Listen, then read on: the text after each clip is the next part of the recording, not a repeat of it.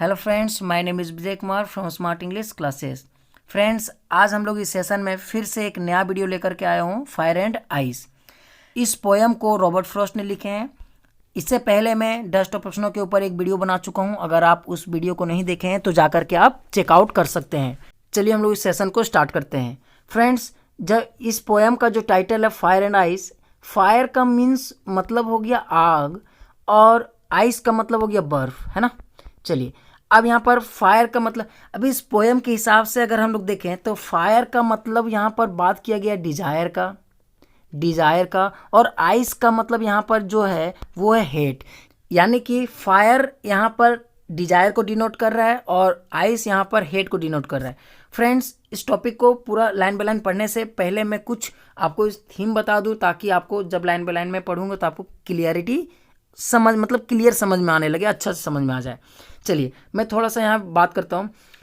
क्या होता है कि यहाँ पर जो रॉबर्ट फ्रॉस्ट है वो क्या कहते हैं कि कुछ लोग ऐसे लोग हैं, दुनिया में बहुत सारे लोग हैं, जिनमें से कुछ लोग कहते हैं कि ये जो दुनिया है वो आग से ख़त्म होगा। अब आग का मतलब, आग फायर से ख़त्म होगा। अब फायर का मतलब क्या है? डिजायर। यानी कि लोगों के अंदर इतना सारा डिजायर है कि वो उस डिजायर को फुलफिल करने के लिए किसी भी हद तक जा सकते हैं और इस वर्ल्ड को फिनिश कर सकते हैं। क्योंकि फ्रेंड्स, अगर किसी इंसान के अंदर अगर कोई डिजायर होता है तो उसको हासिल करने के लिए वो किसी भी हद तक जा सकता है, किसी को भी मार सकता है। तो यहाँ पर पोएट कहने का मतलब है कि कुछ लोग ऐसा कहते हैं। पोएट ये नहीं कह रहे हैं, पोएट कहते हैं कि कुछ लोग ऐसे हैं जो कहते हैं कि फायर से दुनिया ख़त्म होगा।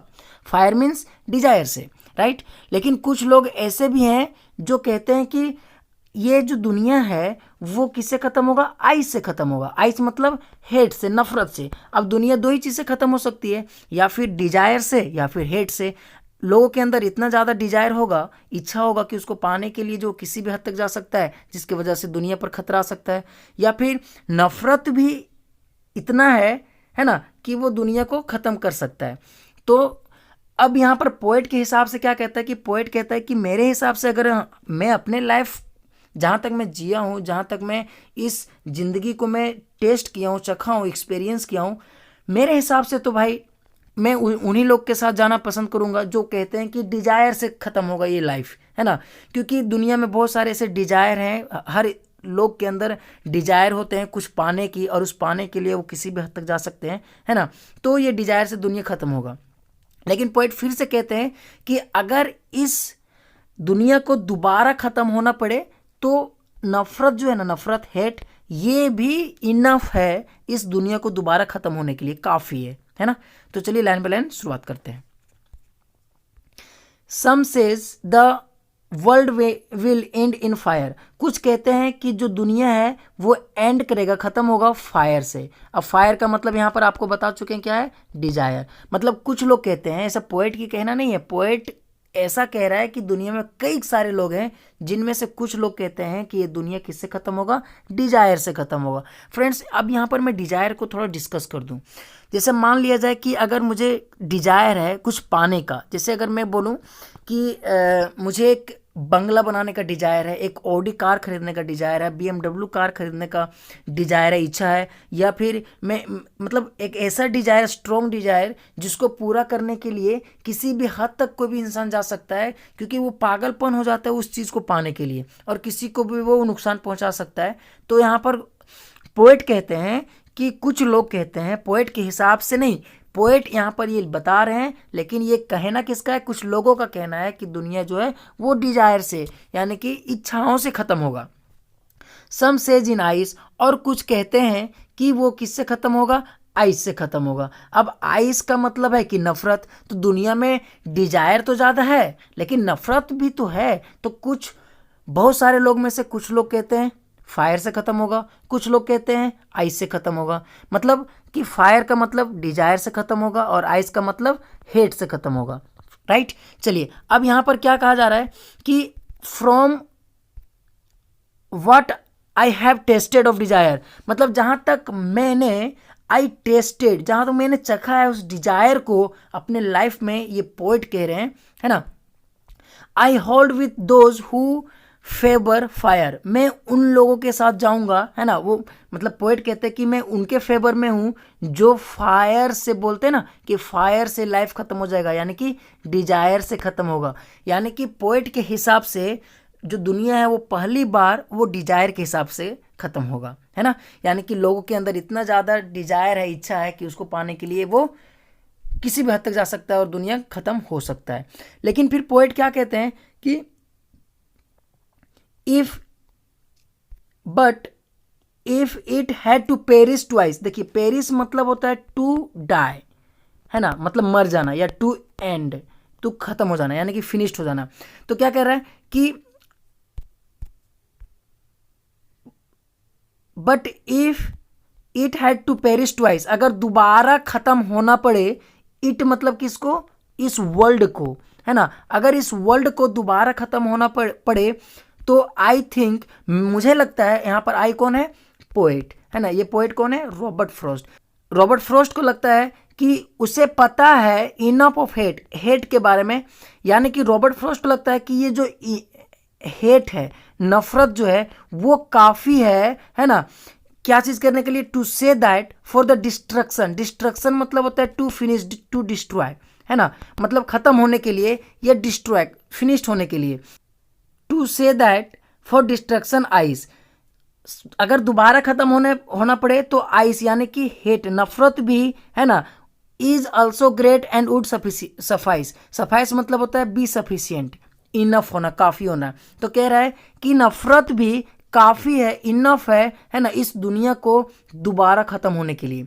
अब यहाँ पर मैं समराइज कर दूं इसको। पोएट कहते हैं कि कुछ लोग हैं दुनिया में, बहुत सारे लोग में से कुछ लोग कहते हैं फायर से खत्म होगा भाई, यानी कि डिजायर से खत्म होगा, क्योंकि डिजायर बहुत ज़्यादा बढ़ चुका है लोगों के सामने, वो कुछ भी कर सकते हैं, है ना, बंगला पाने के लिए वो किसी को भी हद तक, वो किसी का भी ज़मीन हड़प सकते, कुछ भी कर सकते हैं, है ना।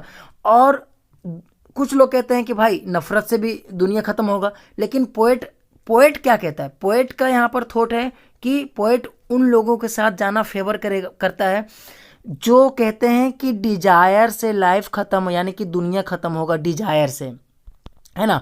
क्यों, क्योंकि डिजायर बहुत ज़्यादा है लोगों में।